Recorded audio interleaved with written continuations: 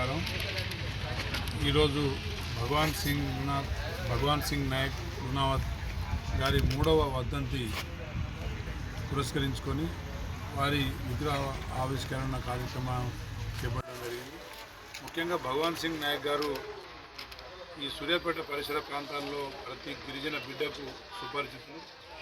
మరి ఒక నియమాలకు కట్టుబడిన వ్యక్తి ప్రతి వ్యక్తిని గౌరవించే వ్యక్తి, ప్రతి పార్టీలకు అతీతంగా ప్రతి వ్యక్తిని వ్యక్తిగా గుర్తించి వారిని గౌరవించి అభిమానించే వ్యక్తి.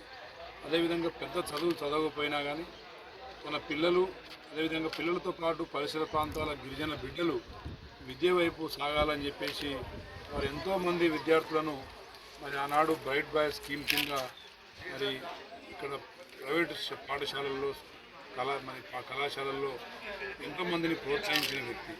అదేవిధంగా నమ్మిన పార్టీకి సిద్ధాంతాలకు కట్టుబడి చివరిదాకా ఒకే పార్టీని నమ్ముకొని మరి పనిచేసిన వ్యక్తి.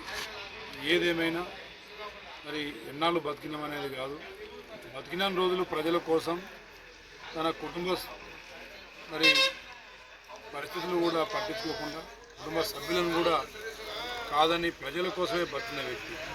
కాబట్టి వారిని ఆదర్శంగా మరి భవిష్యత్తులో సూర్యాపేట పరిసర ప్రాంతాల గిరిజన బిడ్డలు వారి సిద్ధాంతాలని ఆదర్శంగా తీసుకోవాలి.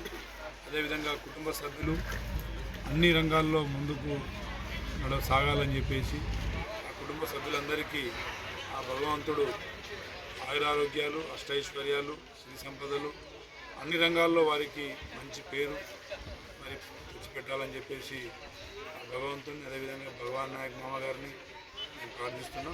తప్పకుండా వారి ఆశయాల కొనసాగింపులో మా ప్రతి ఒక్కరి పాత్ర భవిష్యత్తులో ఉంటుంది.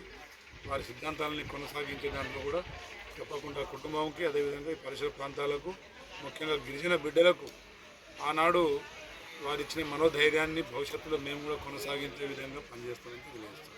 Thank you.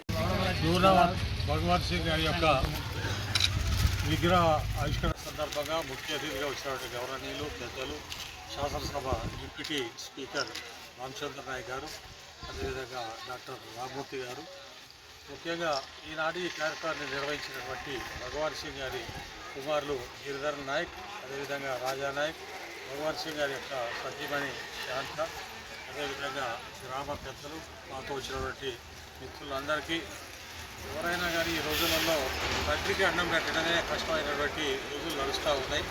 కానీ భగవాన్ సింగ్ ఒక రైతుగా ఆనాడు 1982లో ఎన్టీఆర్ పిలుపుని అందుకుని మాతో పాటు తెలుగుదేశం పార్టీలో ఒక సుశిక్షమైనటువంటి ఒక కార్యకర్తగా అకుంఠ దీక్షతోటి అనేక రకాలుగా పోరాటాలు చేసి తనకంటూ ఒక రూపాయి కూడా సంపాదించుకుంటూ తన తల్లిదండ్రులు ఇచ్చినటువంటి భూమినే అమ్ముకుంటా ఆనాటి నుంచి ఈనాటి వరకు అనేక పోరాటాలు చేసినటువంటి వ్యక్తి భగవాన్ సింగ్.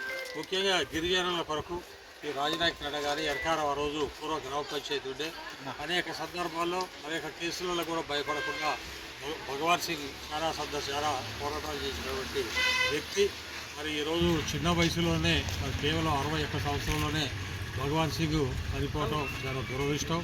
ఏది ఏమైనా కానీ భగవాన్ సింగ్ ఆశయాలు ప్రజలందరికీ తీసుకుపోవటం, ప్రజల మధ్యలో తీసుకుపోవటం అందరి యొక్క కర్తవ్యం. భగవాన్ సింగ్ నైతికంగా మన భౌతికంగా ఈరోజు మన మధ్యన లేనప్పటికీ భగవాన్ సింగ్ ఆశయాలు మాత్రం తప్పకుండా ఈ తండ కానీ, అదేవిధంగా ఎర్కార కానీ, సూర్యాపేట మండల ప్రజలు ఎవరు కూడా ఎప్పుడు కూడా మర్చిపోరని చెప్పి ఈ సందర్భంగా తెలియజేస్తూ ఒక విద్యార్థి నాయకుడిగా, అదేవిధంగా ఆనాడు 1980లో జరిగినటువంటి పంచాయతీ ఎన్నికల్లో సమితి ప్రెసిడెంట్గా భగవాన్ సింగ్ మరి ఇక్కడ నామినేషన్ వేసినటువంటి సందర్భంలో మొత్తం కూడా ఒక సంచలనం.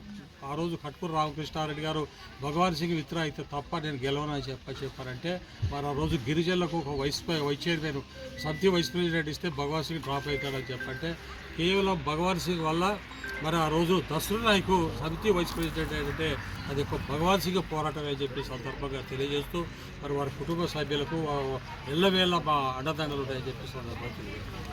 విగ్రహావిష్కరణ చేసిన డిప్యూటీ స్పీకర్ రామచంద్ర నాయక్ గారు, ఎదురరాజు గారు,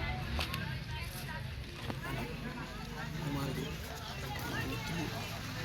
ఇవాళ ఆయన ఆధ్వర్యంలోనే ఈ విగ్రహావిష్కరణ జరగడం చాలా బాధాకరంగా ఉంది.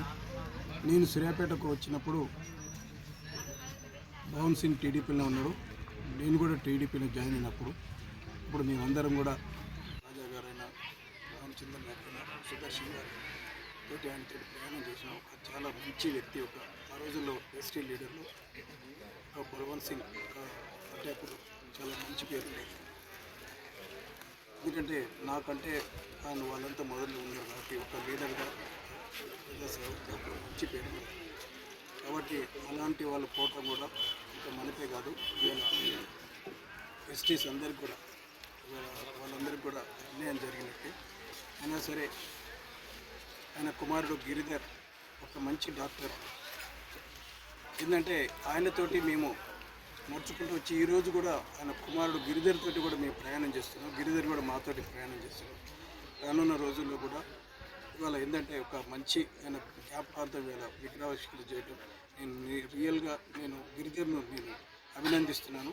రానున్న రోజులు కూడా భగవంత్ సింగ్ ఆశయాలకు అనుగుణంగా గిరిధర్ ముందుకు పోవాలని, అలాగే మన కులాన్ని మనం ఆదరించాలని, మన ఎస్టీసీని, ఎందుకంటే ఒట్టడుగు వర్గాలు కాబట్టి వీళ్ళందరూ గిరిధర్ సహకారంతో అలాగే రామచంద్రయ్య గారి సహకారంతో ఒక మంచి పొజిషన్ ఉంది డిప్యూటీ కమిషనర్ స్పీకర్గా. వీళ్ళందరి సహకారంతో అలాగే సూర్యాపేట దగ్గర అదే రాజనాయక్ తండ్రిలో నాకు తెలిసి ఇంటికి వాళ్ళు ఉద్యోగస్తులు ఉంటారని తెలుసు. వీళ్ళందరి సహకారంతో వాళ్ళ కులాన్ని కూడా వాళ్ళ అట్టడి వారికి సహకారం అందించాలని కోరుకుంటూ మరొకసారి గిరిధర్ను అభినందిస్తున్నాను.